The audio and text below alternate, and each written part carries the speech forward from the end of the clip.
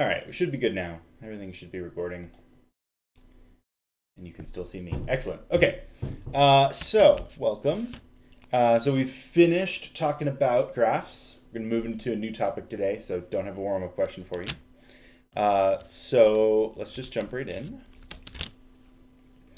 So today, we're talking about functions.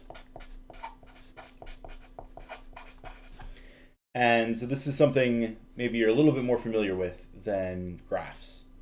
But actually, I think if set theory is a really simple topic where we just have do things belong or not, and graphs are about relationships between elements, are they connected or not, functions are now even one step more complicated.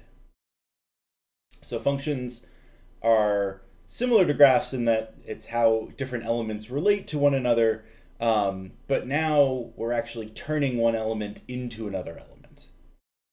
So I think you're probably familiar with some functions, but I want to define functions pretty broadly. So I'm going to give a formal definition in a second, but right now I want you to think about a function as a machine that turns inputs into outputs.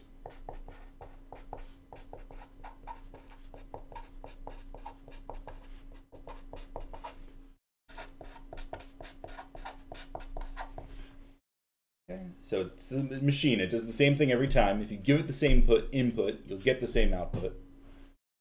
And anything that converts these inputs to outputs, we're going to call a function. So some examples. I'm sure you're very familiar with things that look like this. In fact, at this point in the course, you're probably like just relieved. Ooh, x squared minus 1. I've seen that before. That feels good. Oh, thank goodness. Right? This is a machine that turns real numbers into real numbers.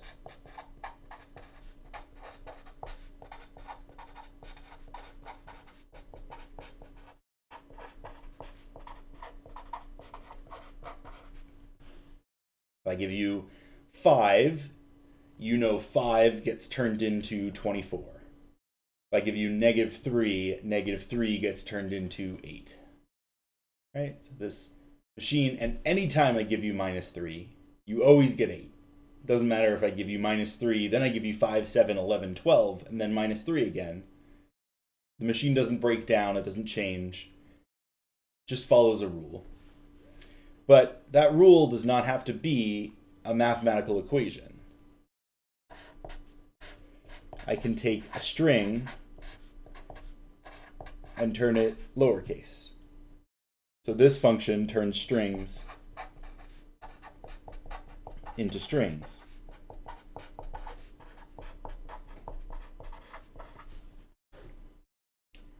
And there's no rule that the input and the output even have to be the same type of thing. Right? I can turn f of star into the color green.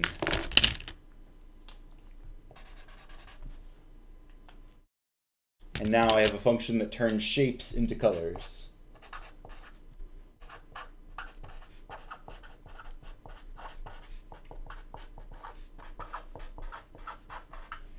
What I have is a machine that takes inputs of some type and turns them into outputs. And here's the rule. Here's the key, crucial part of a function. Every input has exactly one output that it gets turned into.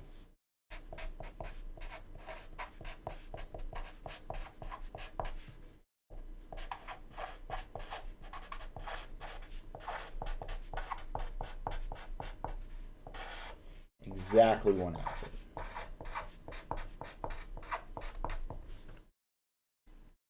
So what do I mean by exactly? Obviously, I don't mean more than one.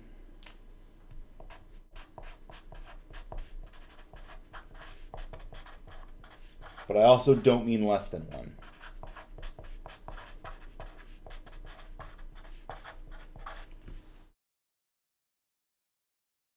Okay, has to be exactly one. But this should make you ask a question.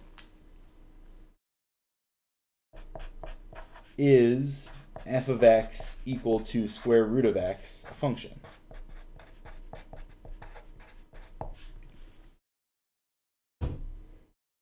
Every input gets exactly one output. Does square root follow that rule?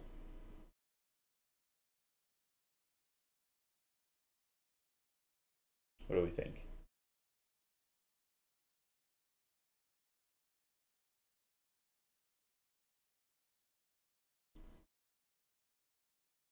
Passes the vertical line test. Passes the vertical line test, meaning no input gives more than one output.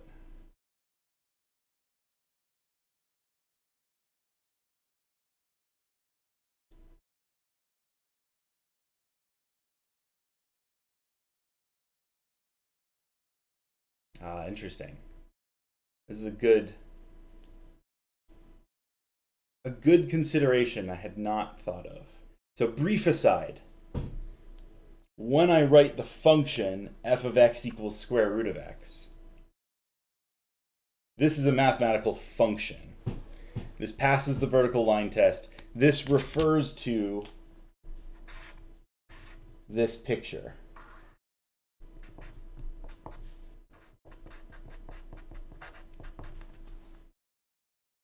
This function is separate than taking a square root in an algebra problem where you need to consider the positive and negative answers. Square root of x, square root of 9 is equal to 3, not plus or minus 3. When it's a function, when I plug 9 into here. But it is worth thinking about the plus or minus. But I claim that there's another issue. There's a bigger issue that we're not thinking about.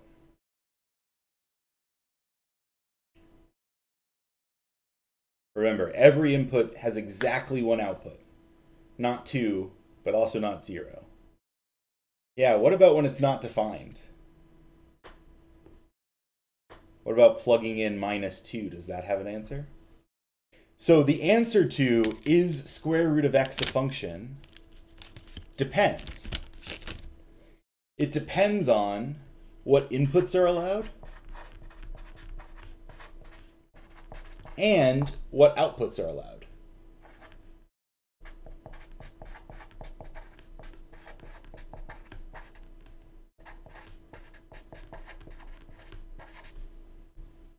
So if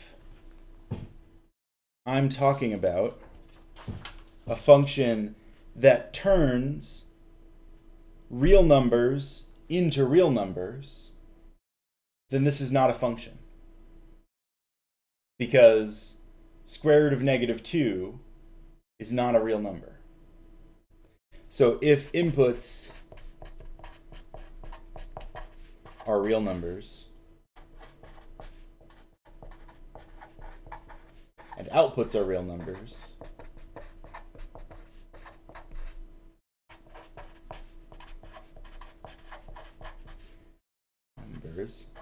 f of x equals square root of x is not a function.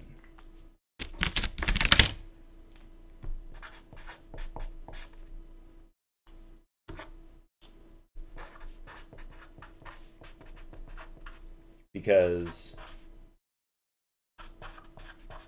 square root negative 1 is not a real number.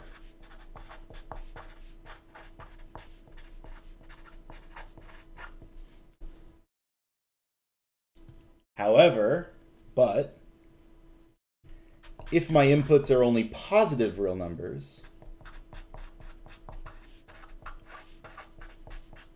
or I'll say non-negative,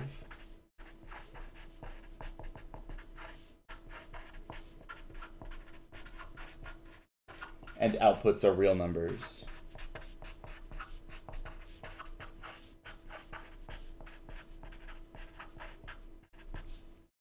then f of x equals square root of x is a function.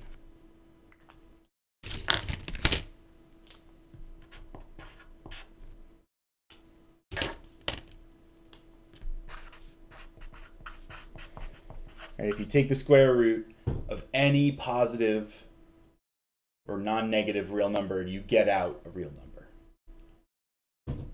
So it depends on what inputs and what outputs are allowed, and so that the names of those sets are important. So the domain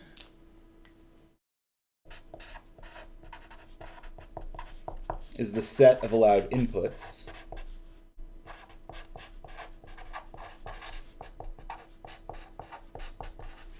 And I know what you want me to say next, but I'm not, because it's not right. The set of allowed outputs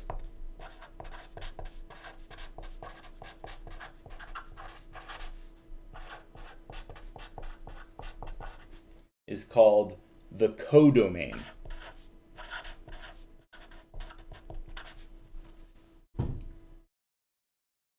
It's not called the R word. We'll get to that word in a second. Codomain is the set of allowed outputs. So let's take a look at this example.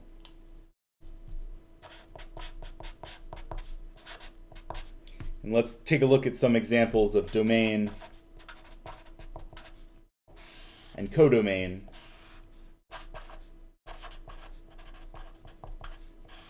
And is f a function?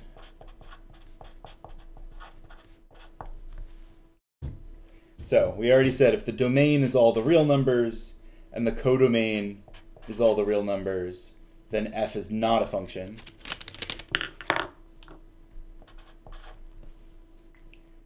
But if the domain is the non-negative real numbers and the codomain is all the real numbers, then yes, f is a function.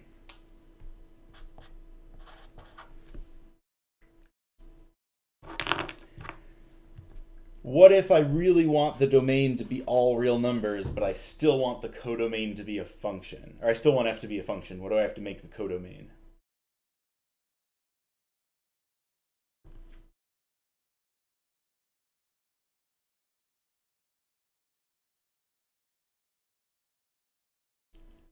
What outputs have to be allowed if I can plug any real number into square root?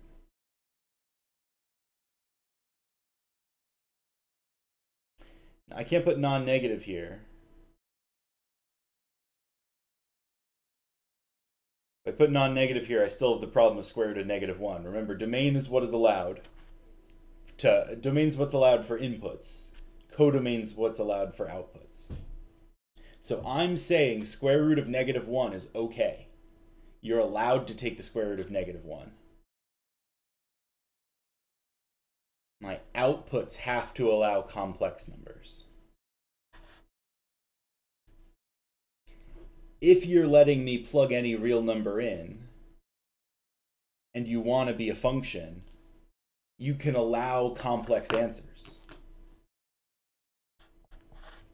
What's the square root of -4? It's 2 times I.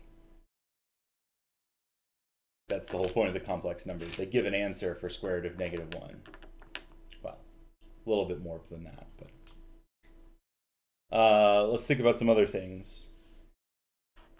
If my inputs are just positive integers and my outputs are just positive integers, do I have a function?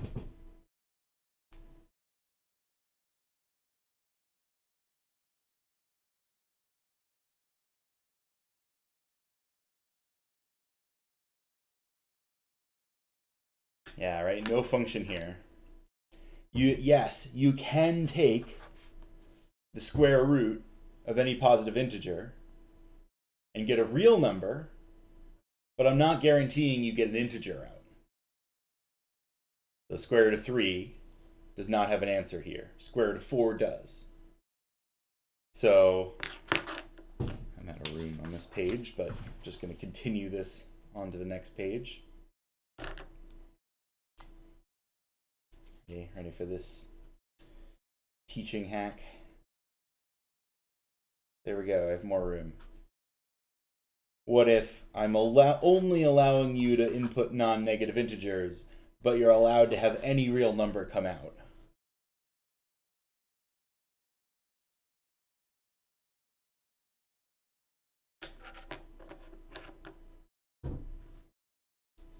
right? Now suddenly I'm a function again.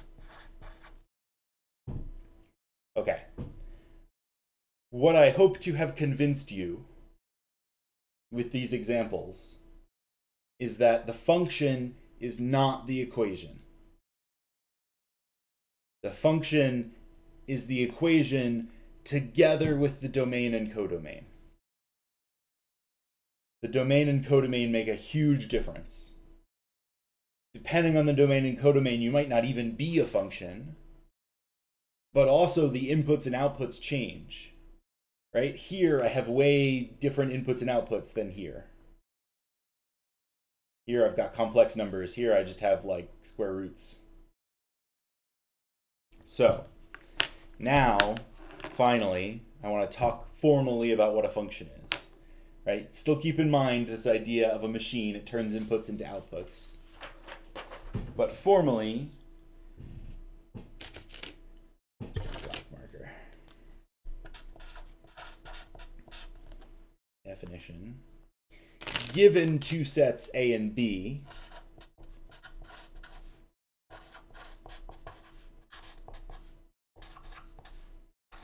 a function f from A to B, written f colon A arrow B, is a rule for turning each element of A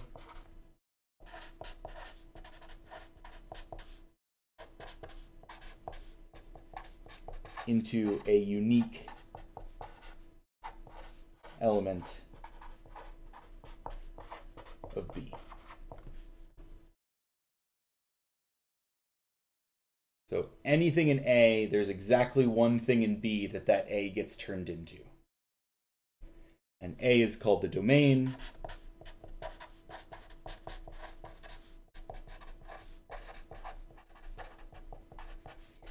B is called the codomain.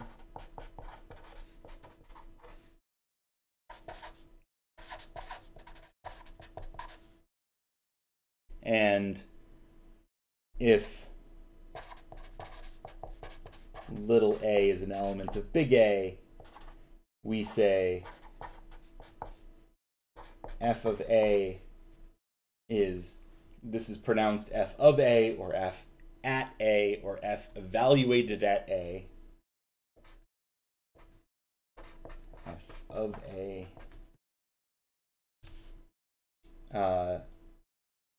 is the element of B.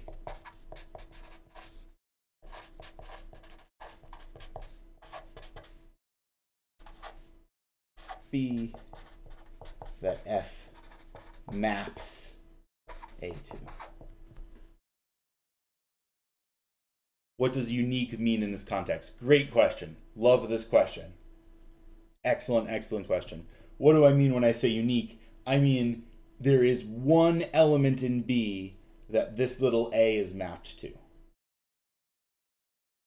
Exactly one element. A does not get mapped to multiple things in B. It does not have anything to do about how different elements of A interact.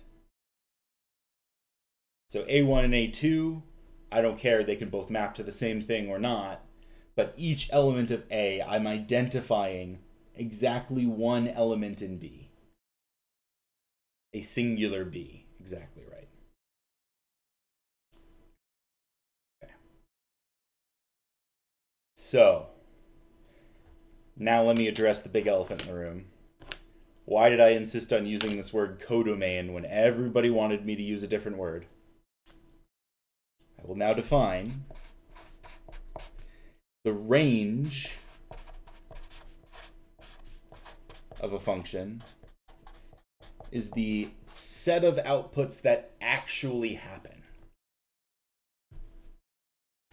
It's the set of y in y, set of a function f from x to y, is the set of elements in y such that there exists an x in x with f of x equals y.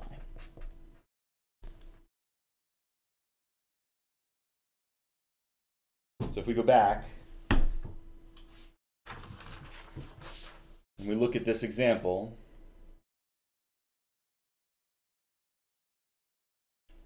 we said that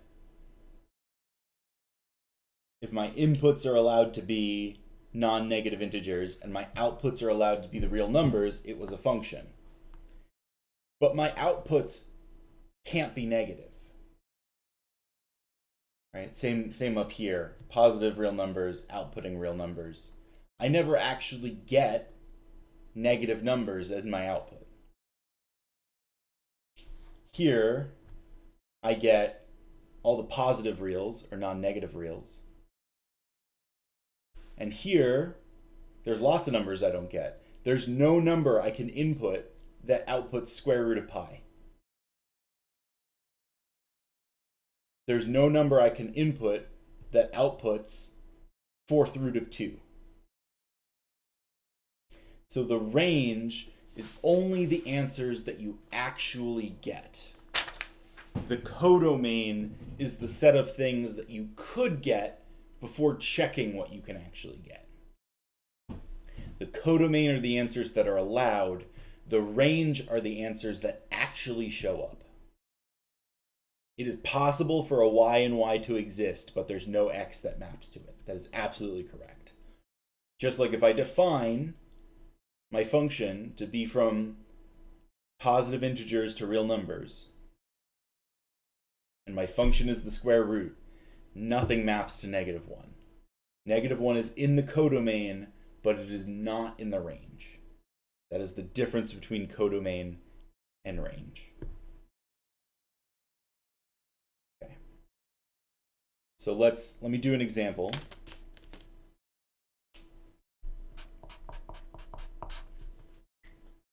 My domain is going to be the set of students in 1240. My codomain is going to be non-negative integers. And my function, f of s, my rule, is going to be you give me a student in 1240, I output the number of letters in that student's name.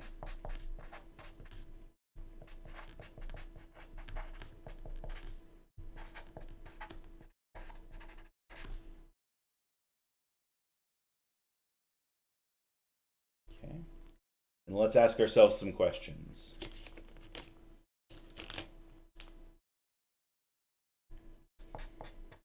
Is 100 in the codomain? Oops, that says comain. Codomain. Is 100 in the codomain?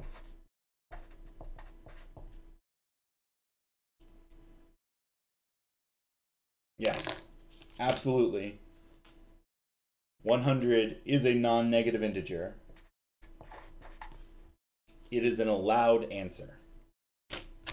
Is 100 in the range?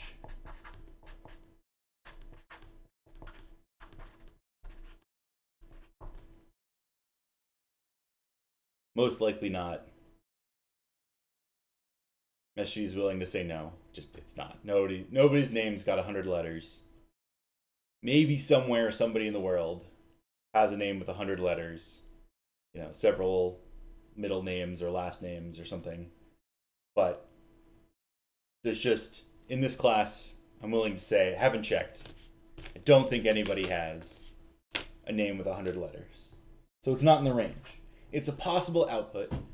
Our systems should be set up to handle it. But nobody's name actually has that many.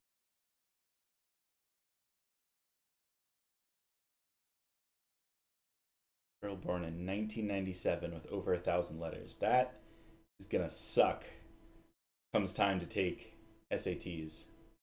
Fill in all the little bubbles in the sheet. Just run out of time on the SAT before you've even finished writing your name. Okay. So, pause here. questions. How are we feeling about functions? Take inputs, turn them into outputs. We're stretching our definition. It's not just turning numbers into numbers. We've got a domain, a codomain, and a range.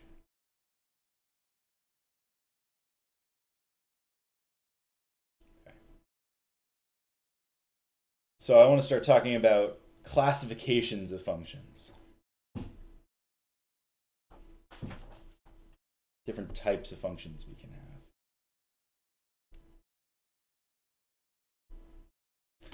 First one is a function can be called onto or be a surjection.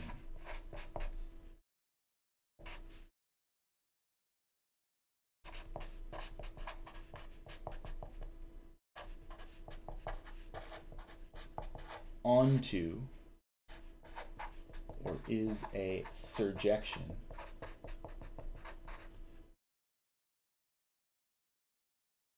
if for every y, maybe I should say a function f from x to y, if for every y there exists x such that f of x equals y.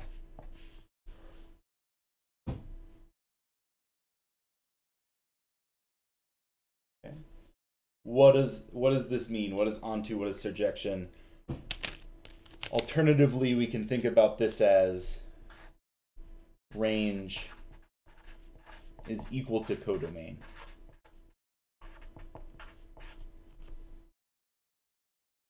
F maps x onto y. Every possible answer is hit somewhere. For everything in the codomain, there exists something in the domain that is mapped to that thing in the codomain. Okay.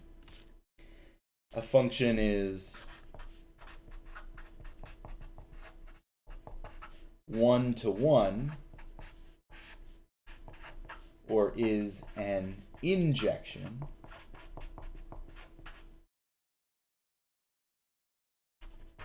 if I take any two elements, A and B, in my domain, and if I picked two different elements, then my outputs are not the same. So if A is not equal to B,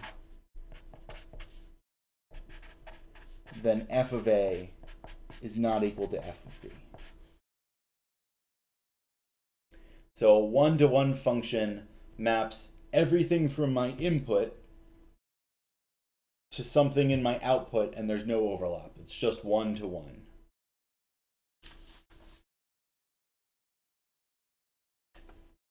And last but not least, a bijection is both.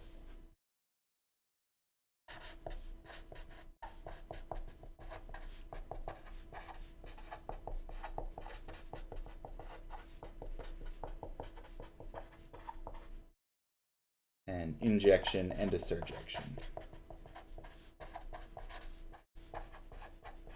If it is one-to-one and onto.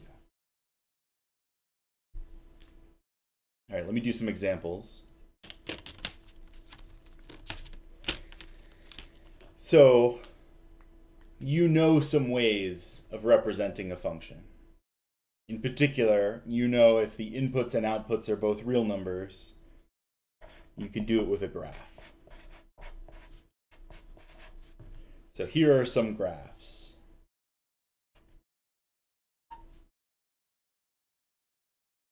This is f of x is equal to e to the x. This is a slightly concocted example.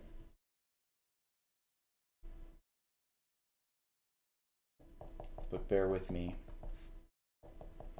I'm going to start off with tangent of x. but I do really want it to be a function from the reals to the reals. So I'm going to force values at the discontinuities. So f of x is equal to piecewise function tangent of x, as long as x is not one of the undefined values, which happens to be pi over 2 plus k times pi, and otherwise it's 0. Don't worry about this. You can just focus on the picture if you want. F of x equals x squared.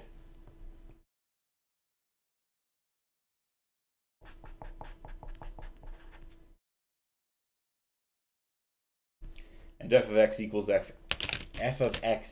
x cubed.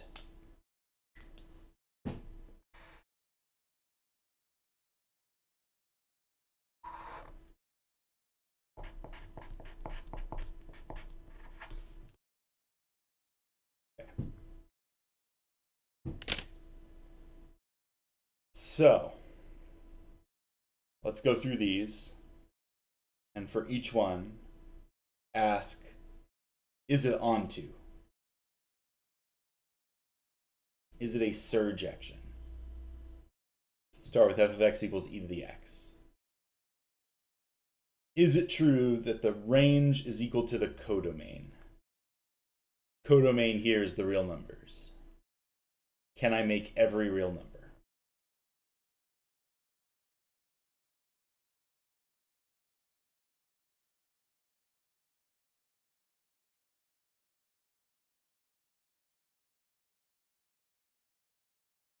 What do we think?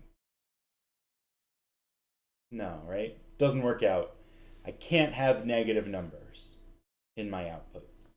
E to the anything is always positive. Negative numbers get really small, positive numbers get really big, but nothing's ever negative. So this one is not onto. I'm gonna cheat again. Sorry, I wanted to keep all the definitions on the page, but I just need more paper. This one is not onto. Okay, how about my weird tangent thing with the holes plugged? Is this onto? Is my range equal to my codomain? Can I get every possible output?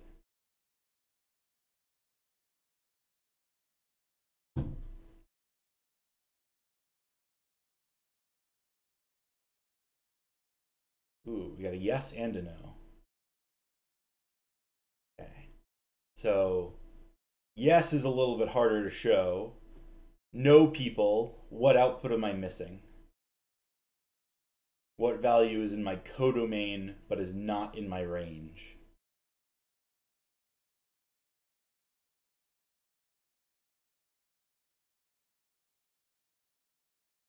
Right, if I negate my definition of onto, that means there exists a y such that for all x, f of x is not equal to y. So there's something that never shows up. What value never shows up in this function?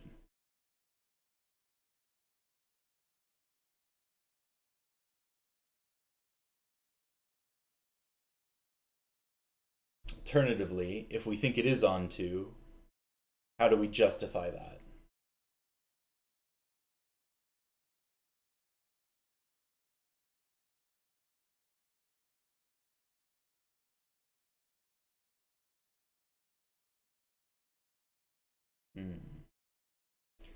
Now all of a sudden we're less sure.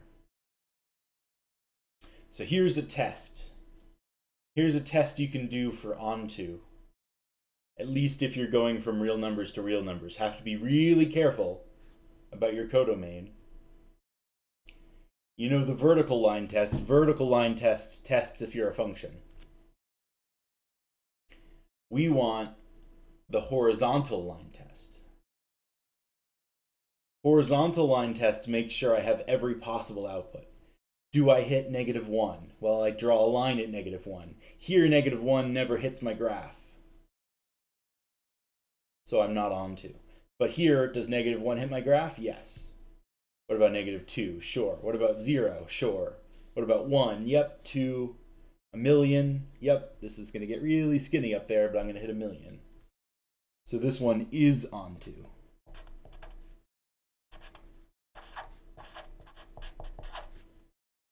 That one's okay.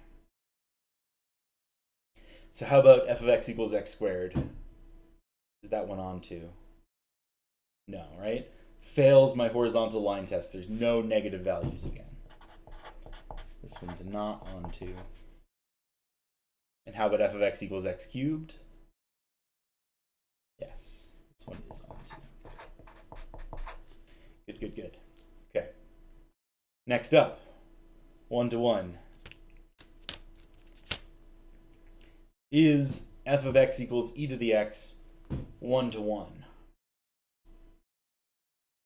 Is it true that if I take two different inputs, I always get two different outputs?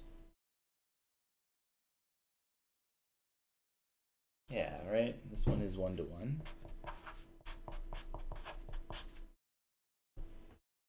If I pick two different numbers, I'm always going to get a different output. This doesn't double back on itself. How about this weird tangent looking thing? Right, this one's not 1-to-1. It's not 1-to-1 because these three values here, here, and here all give me 0. Different inputs, 1, 2, 3, same output, all 0. So what test am I looking for when I'm checking 1-to-1?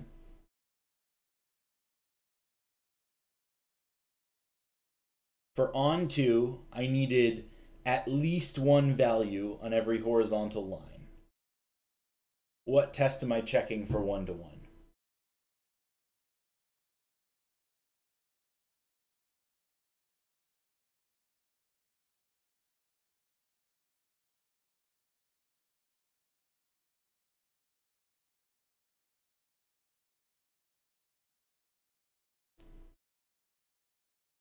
Horizontal line, but I can have, it's not exactly one value. Horizontal line at most one value, right? This one, f of x equals e to the x, is 1-to-1. Sometimes I get 0 values, and sometimes I get 1 value. If every horizontal line has at most one output, then I'm 1-to-1. If it has at least one output, then I'm onto. So if I go over to f of x equals x squared, is f of x equals x squared 1-to-1? Right? This one is not 1-to-1 because it fails both tests. It's not onto because some lines have 0. It's not 1-to-1 because some lines have 2. This tangent function is onto because every line has at least 1, but actually every line has infinitely many. So it's not 1-to-1. E to the x is not onto because some lines have 0, but it is 1-to-1 because none of my horizontal lines hit more than once.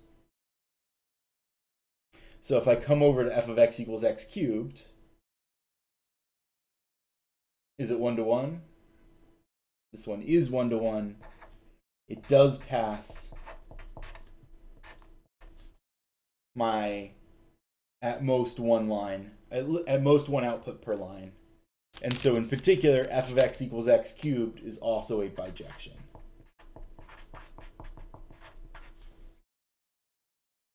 It's 1-to-1 and onto, so the rule for bijection is exactly one output per horizontal line.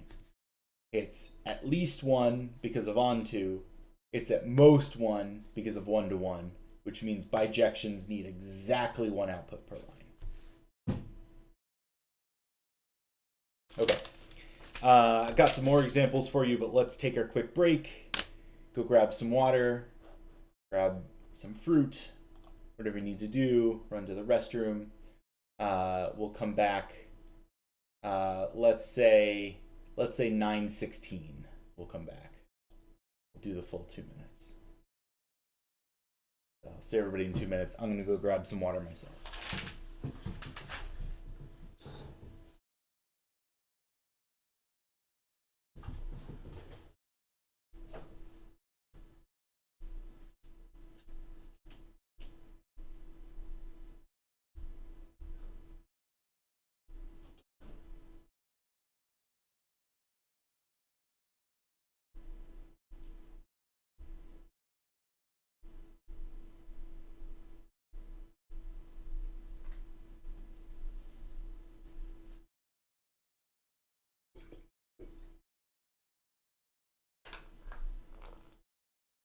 Top of this page, yep.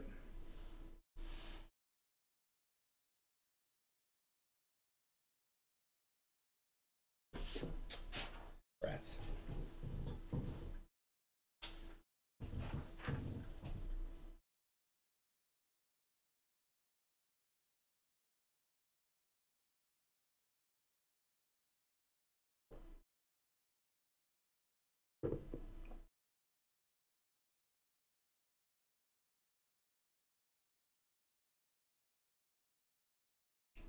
I used to have this gorgeous, big, huge desk with plenty of space. But my office is just, my home office is just not that big. So I downsized to like a smaller, it's still a nice, but it's an IKEA desk. And then pandemic and online teaching and everything, and wish I had my big desk back, even though it doesn't really fit in this room.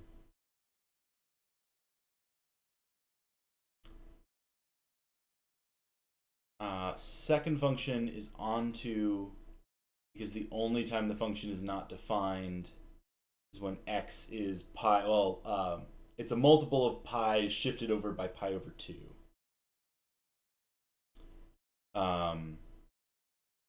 But the function is always defined because at the places where tangent is not defined, I plugged the hole.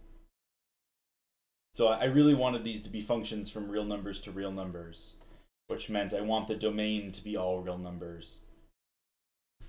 So tangent does have these holes in it, and I plugged up the holes. And I plugged it up exactly where it's undefined. So yeah, there's like a little bit of trig here. I don't know when the last time everybody's seen trig is, but this is, I'm not being very careful in this definition because this is not what this class is about. But what I mean is you take the tangent function and you plug all the holes. And I actually don't even care how you plug the holes, so I just picked 0. But okay, speaking of which, 916, let's come back and regather. So okay, you're very familiar with functions from real numbers to real numbers. You know that you can plot them on a graph. But again, I want to think about functions more broadly. We started with sets. Sets were all about, is the element included or not included? Then we moved on to graphs, where we just had one set of elements, that was our vertices, and we were worried about their connections. Are they connected or not? And now we're moving on to functions. So functions are now 2 sets, another step up, and everything from one set is associated with something in the other set. So there's connections like in graphs, but there's 2 different sets running around. And so I can also, especially when I have finite sets, use a diagram like this. Here's my set A, here's my set B, and I have some elements over here and some elements over here, and I can tell you how the function works by just pointing from each element to each element. And I could give these labels if I wanted, but I'm not super interested. But, 1B star green. That's the set of A. That's a set of stuff. I picked that as my set. Fine. And I'm sending it over to B. I don't know. Earl, Daniel, Jonathan, and Craig. That's my set B. So there's a function. got two sets and I've associated them somehow. Or I could look like this.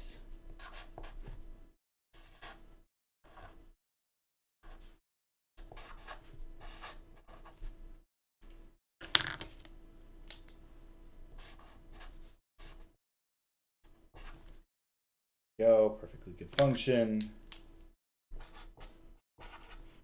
How about this one?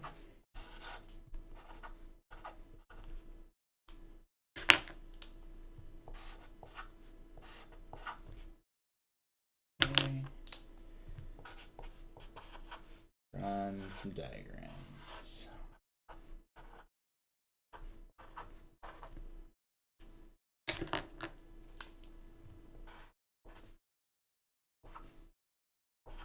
Okay.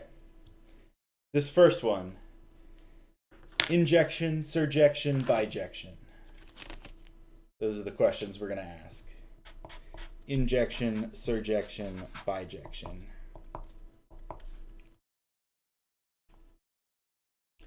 So by the way, I really do like using injection and surjection as well as one-to-one and onto. And so it's important to remember how these work. So here's my mnemonic. An injection, A fits inside of B because every element is mapped to its own element in B. So it fits right in. You could push A over and it would squeeze inside of B, no problem. And a surjection, you say, hey, there's an element in B. Can I make it? And if it's a surjection, then sir, you can. It's like sure you can, but without the H. Yeah. You won't forget it, though.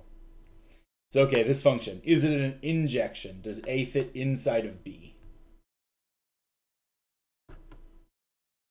Yep. Sure does. Every element of A has one thing in B that it's associated with. Is it a surjection? Can I make everything in B? Good. Also a surjection. So what does that mean about bijection? Also got to be a bijection, right? Bijection is just, did you say yes twice? Let's come over here. Injection, surjection, bijection. What do we think?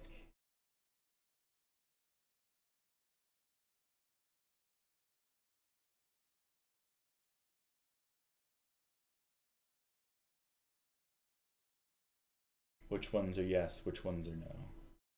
No, yes, no. I'm liking no, yes, no. Is it an injection? Does A fit inside of B? No. If I try and squeeze A over into B, A gets compressed. Things get squished down. Becomes too small. Right? It is not one-to-one. It is not true that every value in A has its own value in B. But it is true that I can make anything in B you want. Can I make this element? Sir, I can. No problem with that. And since I didn't answer yes twice, not a bijection. Moving on. Example 3. Injection, surjection, bijection. What do we got?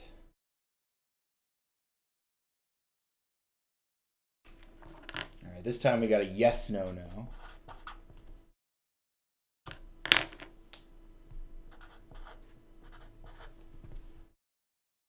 Is it an injection? Does A fit inside of B? Yes. A fits inside of B. Every element in A has its own element in B. But is it a surjection? Am I sure I can make everything in B? No, right? This element in B, I can't make it. It's in the codomain, it's not in the range. No element of A actually points to it. And since I didn't say yes twice, it's not a bijection. Okay. Fourth example. Injection, surjection, bijection.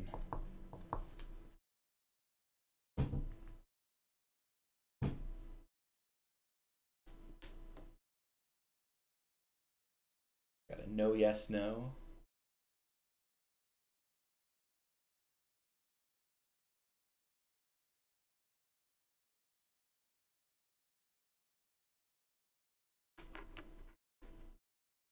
Another no, yes, no. Lots of no, yes, no's. Got him. Love the trick questions in lecture. It's like my favorite thing. No. No. No. Hmm.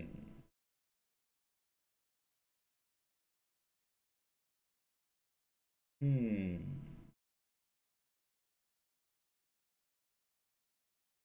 Because it's not a function. Very good. Can't be a surjection if you're not a function. Surjection is a function that has that property. A function where you can make everything in B. But this element in A is not mapped to exactly one thing in B. Not allowed to have two lines coming out. It's not a function anymore. F of this element has to be equal to one thing. Now you're trying to tell me it's equal to two things. Not a function. So be careful. Just because you can draw the diagram doesn't make it a function. Just because you can draw the graph doesn't make it a function, right? Graphs have to pass the vertical line test. This finite function diagram has to pass the single arrow coming out test.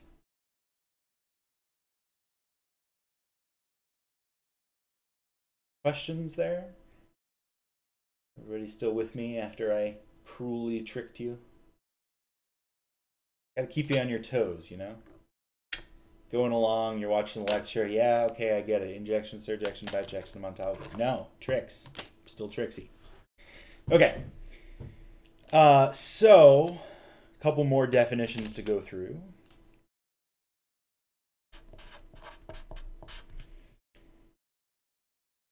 For an element, so for f from x to y, and an element in my domain, f of a is the image of a. And if I take an element of my codomain, this symbol is the preimage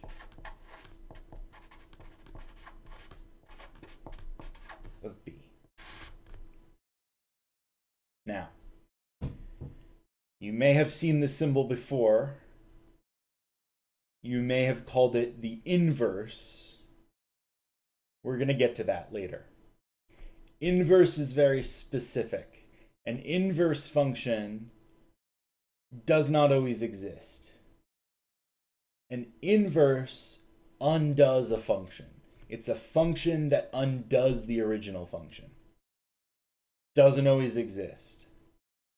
If I look at this function does not have an inverse. There's no way to undo going from B back to A. Because if I start with this element, I can only draw one arrow, and I don't know where to draw it. But a preimage always exists. The preimage of this element is a set. It contains multiple values. So preimages are sets. Images are also sets. It's easier to see for preimages because the image is always going to be a set containing one thing, but images and preimages are sets. So the image of A is the set containing f of A.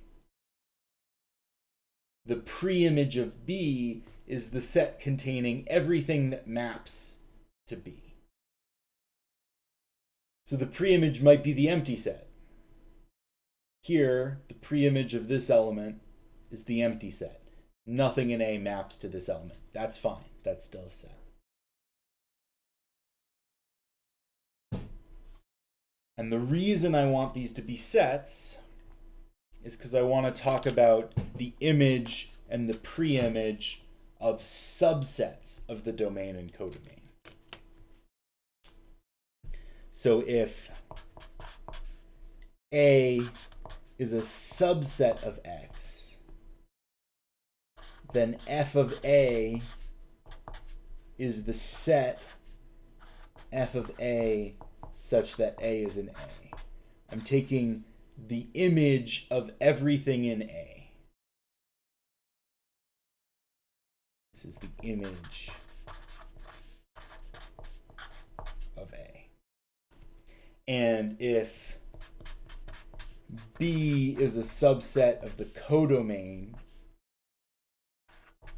then the preimage of B is the preimage of everything in B. I can also write this like this. The union of every element in B of the preimage of B.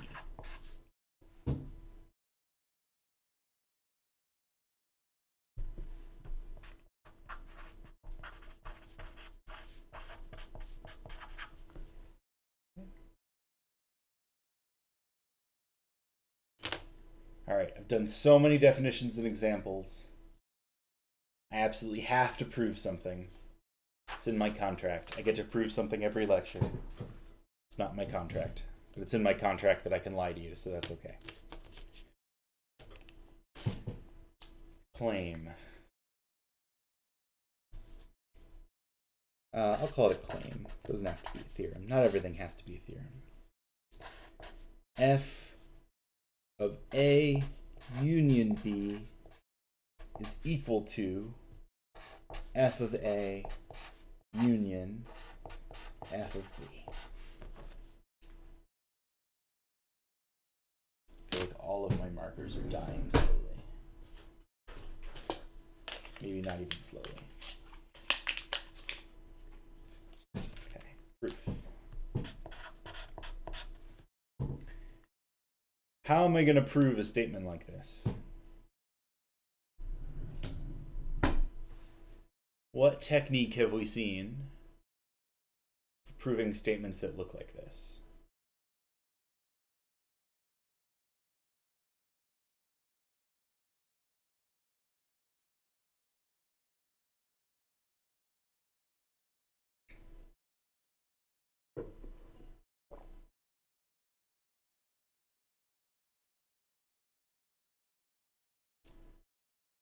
Universal specification and generalization. Going to be involved for sure. Key idea I'm looking for though. What are images? This is the image of A union B, and this is a union of two images. What types of things are images?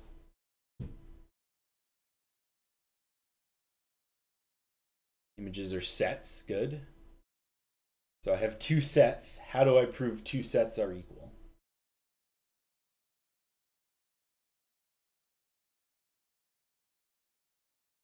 I had laws of set theory. The laws of set theory don't help me here.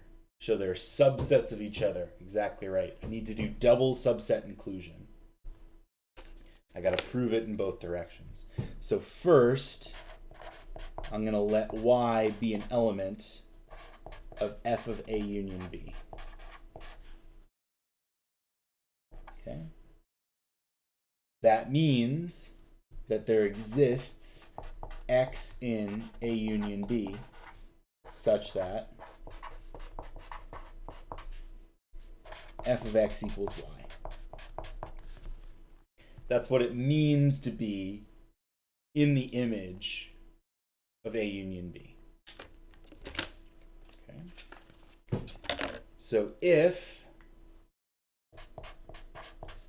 X is in A, then Y, which is equal to F of X, is in F of A. So in particular, Y is an element of F of A union F of B.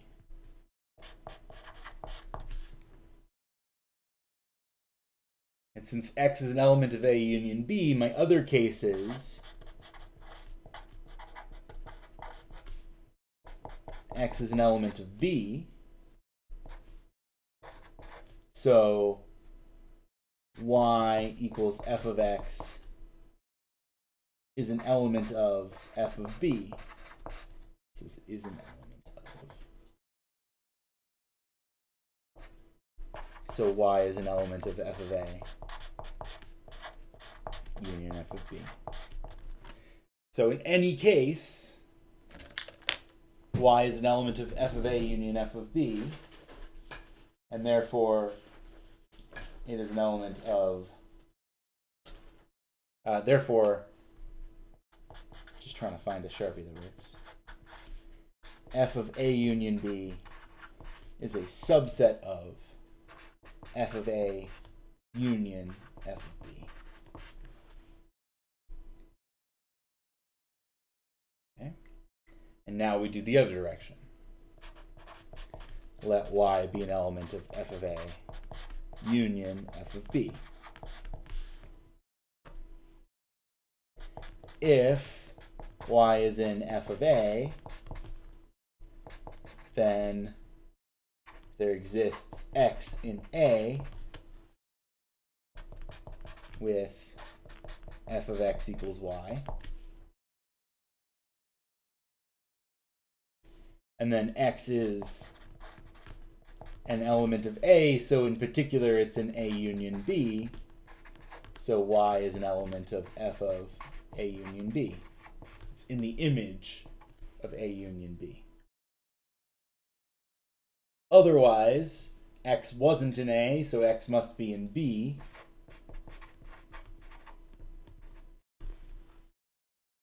There exists an X in B with f of X equal to Y. Then again, X is in A union B, so Y is still in the image of A union B.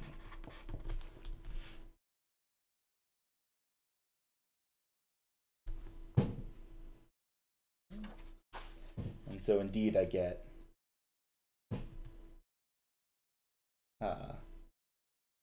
therefore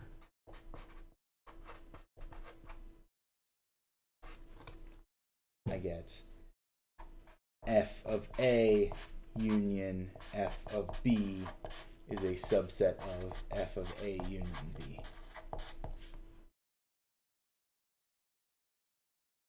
Okay, and then I just wrap it up nicely. Since f of A union B is a subset of f of A union f of B, and f of A union f of B is a subset of f of A union B, f of A union B is equal to f of A union f of B. All right, set theory making a comeback. These are sets. Images are sets.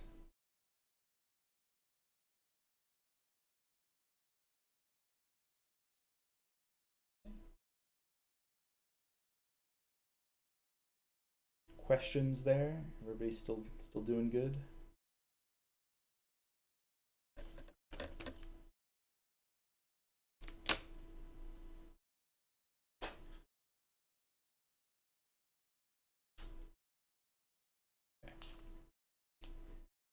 So now I want to ask,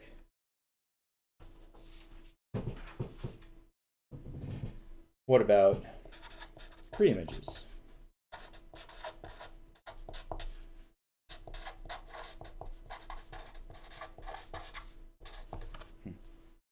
Really need new Sharpies, I guess.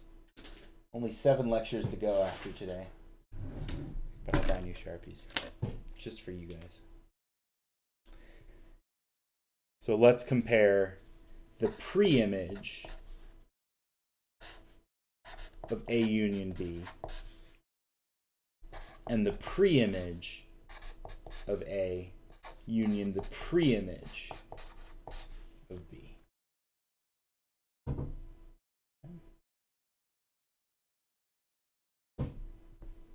So let's see. Let's take a look. Let's let y be in, x be in the preimage of A union B. Okay. That means there exists y in A union B with y equal f of x, right? It's a preimage, so x is the input, y is the output. Okay. So this means that if y is an A, then x is in the preimage of A, so x is in the preimage of A union the preimage of B. And similarly,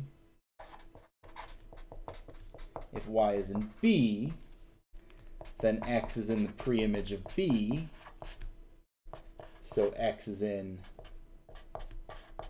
the preimage of A union the preimage of B. And then therefore, the preimage of A union B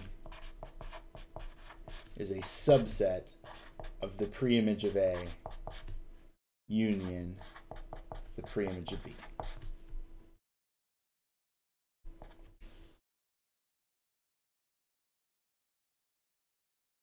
It's very similar to our last proof, but now I just need to be careful. It's still y equals f of x. I'm now taking a subset of the codomain, and I'm looking back over into the domain. And now we can let x be an element of f inverse A union f inverse B. So if x is an element of f inverse A, then there exists y in A with, again, careful to write f of x equals y. Or if you really want, x is in the preimage of A. X is an element of f inverse A, or preimage A. Okay, so, and if, so x is in, okay, so y is in A union B, x is in the preimage of f of A union B. Okay, and then in the interest of time, I'm going to say ... same as before. Because unions work really well. Unions like images and unions like preimages.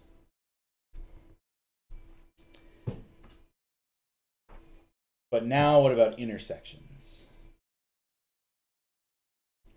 Now I want to look at f intersect A, fa intersect B, the image of the intersection versus the intersection of the images.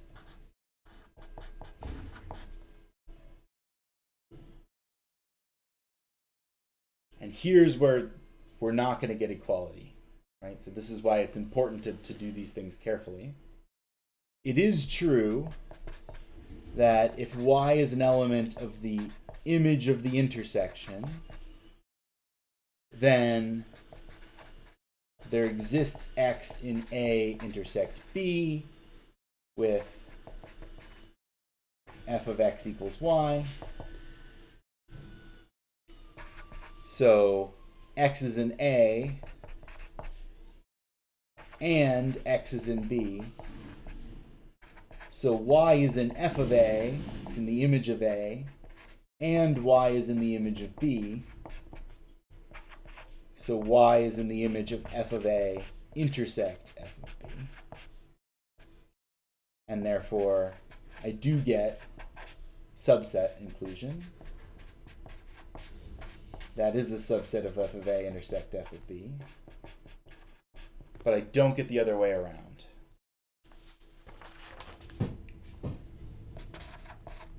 Consider this example. Here's my set A.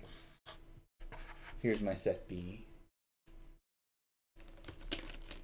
And I need some elements.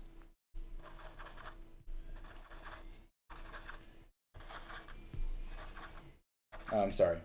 Those are bad names. This should be X. And this should be Y.